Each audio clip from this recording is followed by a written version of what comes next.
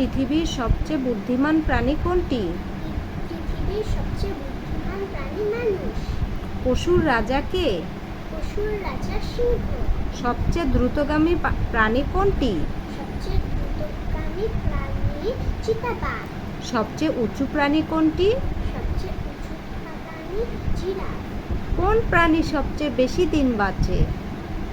কচ্ছপ। পৃথিবীতে সবচেয়ে হিংস্র প্রাণী কোনটি? হায়না।